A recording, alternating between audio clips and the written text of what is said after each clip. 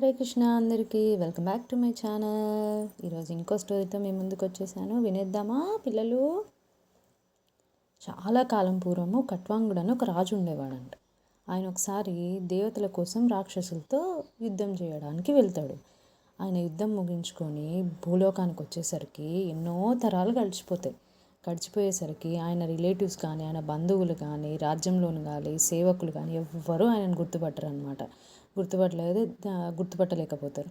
దానికి కట్వాంగుడు ఏం చేయాలో అర్థం కాక దిగులు పడి ఒక మంచి సైలెంట్ ప్లేస్ ఏకాంత స్థలం చూసుకొని అక్కడ కూర్చొని దేవతల కోసం తపస్సు చేస్తాడు, ప్రార్థిస్తే వారందరూ వస్తారు. అప్పుడు ఆ కట్వాంగుడు ఏమడుగుతాడంటే, నేను ఇన్నాళ్ళు మీకోసమే యుద్ధంలో ఉండిపోయాను, దానికి రిజల్ట్గా నేను ఈ లోకంలోంచి భూలోకంలో సర్వానికి దూరమైన ఎవ్వరూ నన్ను గుర్తుపట్టట్లేదు. నా చుట్టాలు కానీ, నా బంధువులు కానీ, నా రాజ్యం వాళ్ళు కానీ, నా సేవకులు కానీ ఎవరూ నన్ను గుర్తుపట్టలేకపోతున్నారు అని చెప్పి అంటాడనమాట. నేను ఇంకా ఎంతకాలం బ్రతుకుంటానో చెప్పండి, చాలా కాలం ఉంది బ్రతకడానికంటే నేను రాజ్యం సంపాదించి మళ్ళీ సర్వసుఖాలను అనుభవించి తర్వాత తపస్సుకు వెళ్తాను, లేదు నాకు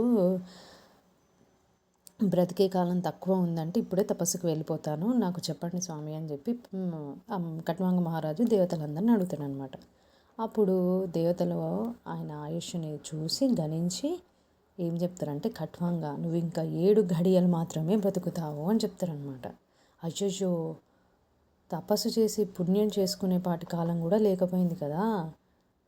తపస్సు చేయడానికి చాలా టైం పడుతుంది కదా. తపస్సు చేసి పుణ్యం లభించి మోక్షం కావాలంటే చాలా చేయాలి.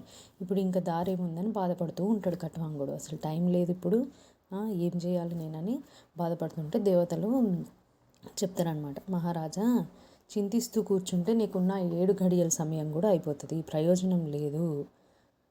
ఈ ఉన్న కొంతకాలంలో నారాయణ స్మరణం చెయ్యి, ఆ పుణ్యమే నీకు మోక్షాన్ని కలిగిస్తుంది అని చెప్తారనమాట. వెంటనే ఆ విధంగా కట్వాంగుడు నారాయణ స్మరణ చేస్తూ ఆ 7 ఘడియలు నారాయణ స్మరణలోనే ఉంటాడు, మోక్షం పొందుతాడనమాట. అలా మనకు మోక్షం కావాలంటే ఎప్పుడు నారాయణ స్మరణలో ఉంటే మనకి మోక్షం లభిస్తుంది. Hare Krishna, bye bye.